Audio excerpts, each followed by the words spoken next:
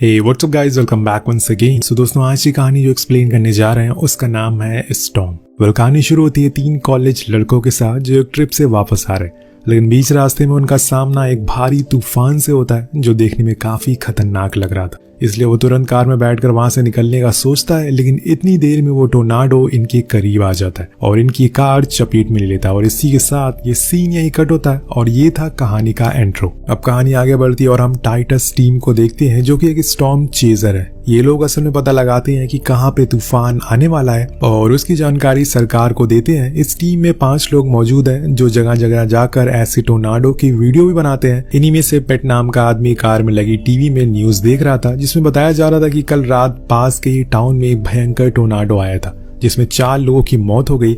अब पेट को यहाँ इस बात का दुख नहीं था कि असल में वहां 4 लोग मारे गए, बल्कि वो अपनी टीम के ऊपर इसलिए चिल्लाता है कि वो एक बार फिर से किसी लाइव टोर्नाडो को रिकॉर्ड करने का मौका मिस कर बैठे। और ऐसा उनके साथ पिछले 1 साल से हो रहा है, लेकिन अब वो पूरी तरह से तैयार बैठे हुए हैं। दरअसल ये वही 4 लोग थे जिन्हें हमें कहानी की शुरुआत में देखा था। अभी एलिसन पेट को बताती है कि अभी पास के टाउन में एक बड़ा तूफान आने वाला है और ये सुन के वो लोग फौरन अपनी कार को मोड़ लेते हैं क्योंकि ये मौका वो नहीं छोड़ सकते। दूसरी ओर हम एक फैमिली को देखते हैं जिसमें बड़े बेटे का नाम है टोनी।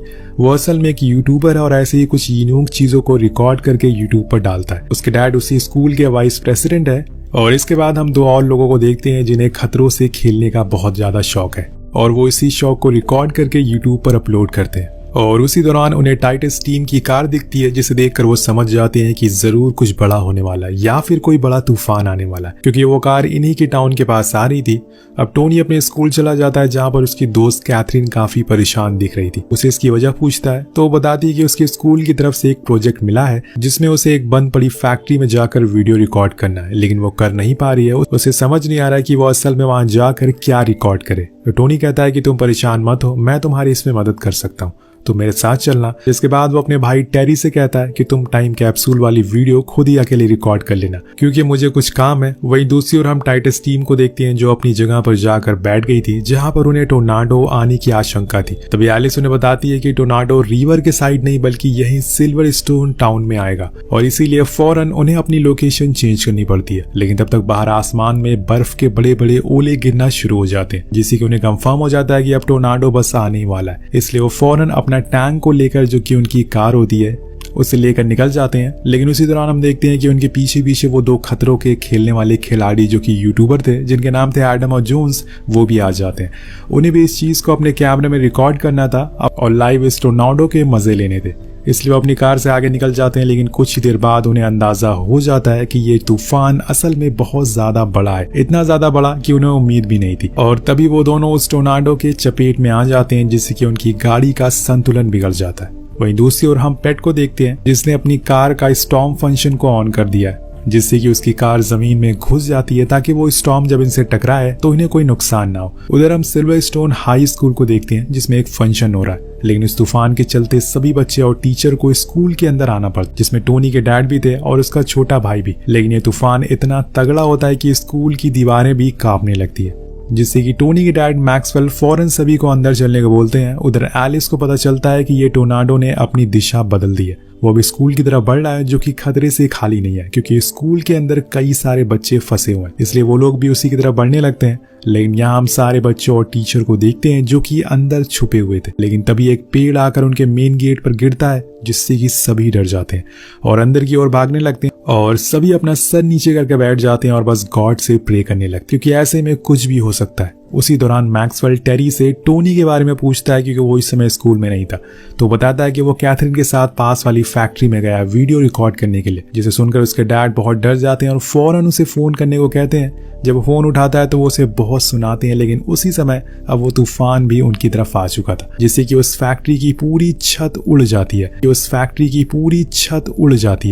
अब इन्हें कुछ भी हो सकता है और ये यहाँ पर सेफ नहीं है और यहाँ भी इस समय इन्हें कोई मदद के लिए भी नहीं आ पाएगा, लेकिन उसके डैड जरूर आएंगे उसे बचाने के लिए। उधर टाइटस टीम को खबर मिलती है कि अब थोड़ी ही देर बाद टोर्नाडो जाने वाला और होता भी ऐसे ही है। कुछ समय के बाद सब कुछ शांत हो जाता है और मैक्सवेल टेरी को लेकर बाहर आता है, लेकिन वहां का मंजर ही बदल चुका था। चारों तरफ बस तबाही थी। जितने भी घर थे वो सब अपनी जगह से उखड़ चुके थे, जिस वजह से न जाने कितने लोग मारे गए होंगे। वहां मैक्सवेल पहुंच जाता है और घर में जितने भी लोग बचे हुए थे उन सभी को बाहर निकालता है और उनकी मदद करता है ताकि वो जिंदा रह सके। वहीं दूसरी ओर हम देखते हैं कि कैथरीन और टोनी दोनों ही उसी फैक्ट्री में छुपे हुए हैं, लेकिन तभी वो तूफान जो कुछ भी बची हुई फैक्ट्री थी उसे भी अपने साथ ले जाता है, जिसके बाद वो दोनों और ज्यादा डर जाते हैं। पर अब माहौल शांत हो चुका था, इसलिए मैक्सवेल अपने बेटी को बचाने के लिए निकल जाता है और ढूंढने के लिए। वहीं दूसरी ओर एलिस बताती है कि ये बस एक छोटा सा टोर्नाडो था, कुछ ही देर बाद एक बहुत बड़ा तूफान आने वाला है जिसमें न जाने कितने घरों को गिराने की ताकत होगी। लेकिन यहाँ भी वो एक और वीडियो बनाने की सोचती है, बल्कि उन्हें तो फौरन ये न्यूज पुलिस से शेयर करनी चाहिए थी, पर ऐसा नहीं था। उधर हम एडम और जोन्स को भी देख पाते हैं जो मजे से बैठे चिल कर रहे थे,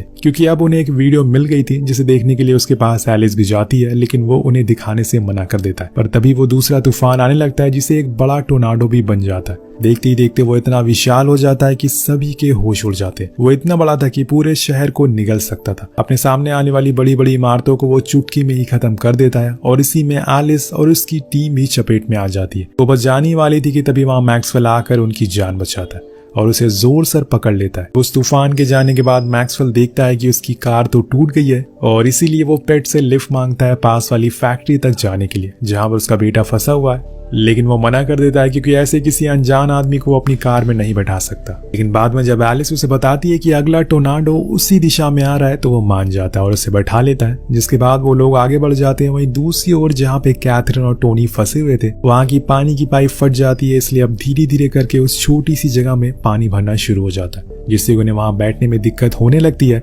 अब उन्हें जल्दी से बाहर निकलना होगा और उधर टाइटस टीम अब आगे बढ़ रही थी। लेकिन तभी एक और टोर्नाडो हिट कर जाता है जो साइड में खड़ी सारी पार्किंग कार को चपेट में लेता है और देखते ही देखते इतना बड़ा हो जाता है कि पेट की वैन भी उसकी चपेट में आ जाती है, जिसमें मैक्सवेल और बाकी के टीम मेंबर मौजूद थे। हालांकि वो उसे तबाह तो नहीं करती, लेकिन उस तेज हवा से वो वैन पलट जाती है और रोड के किनारे जाकर गिर जाती। पेट फौरन अपनी कार से बाहर निकलता और यहाँ जो वो देखता है उसके तो होश ही उड़ जाते। दो टोर्नाडो एक दूसरे की तरफ बढ़ते जा रहे थे और बीच रास्ते में आने वाली सभी चीजों को तबाह कर रहे थे, लेकिन सभी लोग अभी तक सही सलामत थे। तभी अचानक से एक पेट्रोल पंप में आग लग जाती है, जिससे कि वो टोर्नाडो एक फायर टोर्नाडो में बदल जाता है और वो और ज्यादा खतरनाक हो चुका था, धीरे धीरे बड़ा होने लगता है। इस चीज को रिकॉर्ड करने के लिए कैमरामैन जेकब उसके करीब जाता है, लेकिन यहाँ वो वही गलती कर देता है क्योंकि वो इतना पावरफुल हो चुका था कि वो उसके अंदर खींचने लगता है और देखते ही देखते वो जल के खाक हो जाता है। और तभी इन लोगों को पास में ही बना एक चर्च दिखता है और ऐसे मौके पर बस गॉड ही याद आते हैं, इसलिए वो लोग बिना कुछ सोचे समझे उसमें घुस जाते हैं और गेट को बंद कर लेते हैं। उन्हें पता था कि ये तूफान इतना बड़ा है कि सब कुछ तबाह हो जाएगा, लेकिन चर्च सही रहेगा।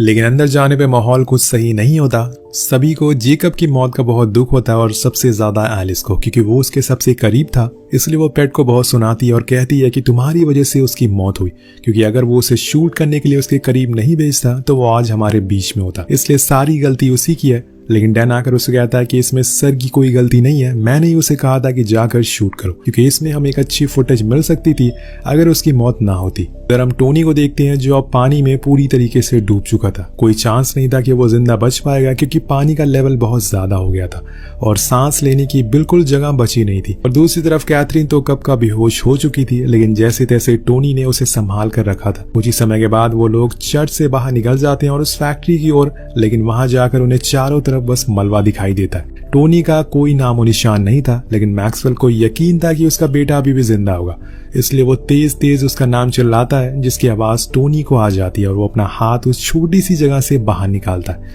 जिसे कि मैक्सवेल देख लेता है और फौरन पहले तो वो कैथरीन को बाहर निकालता है, लेकिन वो बेहोश थी। उसे तो पहले होश में लाया जाता है, जिसके बाद मलबा हटाकर टोनी को बाहर आने को कहा जाता है। लेकिन ये इतना आसान नहीं था, क्योंकि उसका पैर नीचे मलबे में फंस चुका था, जिस वजह से वो बाहर नहीं आ पाता और अब पानी उसके सर के ऊपर पहुंच चुका था। इस सिचुएशन को देखते हुए मैक्सवेल खुद नीचे जाता और अपनी बेटी को बाहर निकालने की कोशिश करता है और इसकी पैंट को काट देता है, जिससे कि वो फ्री हो जाता है। लेकिन जब वो उसे लेकर बाहर आता है तो उसकी सांसें नहीं चल रही थी, जिसे देखकर वो लोग बहुत घबरा जाते हैं और खासकर मैक्सवेल। वो सारी कोशिशें करता है जिससे कि वो बच सके, लेकिन कुछ भी काम नहीं आ रही थी, इसलिए आखिर में वो उसे CPR देता है, जिससे कि वो अचानक से उठ जाता है, जिससे सभी के अंदर जान आती है और सभी वहां से निकलने के लिए दूसरा रास्ता ढूंढने लगते हैं क्योंकि यहाँ पे रहना अब ज्यादा देर ठीक नहीं है। पेट अपनी कार लेकर आता है जिसमें बैठकर सभी टाउन से जाने लगते हैं, लेकिन तभी एलिस की नजर मॉनिटर स्क्रीन पर पड़ती है जहां पर उसे एक EVF टोर्नेडो दिखता है जो अभी तक का सबसे बड़ा और विशाल टोर्नेडो है।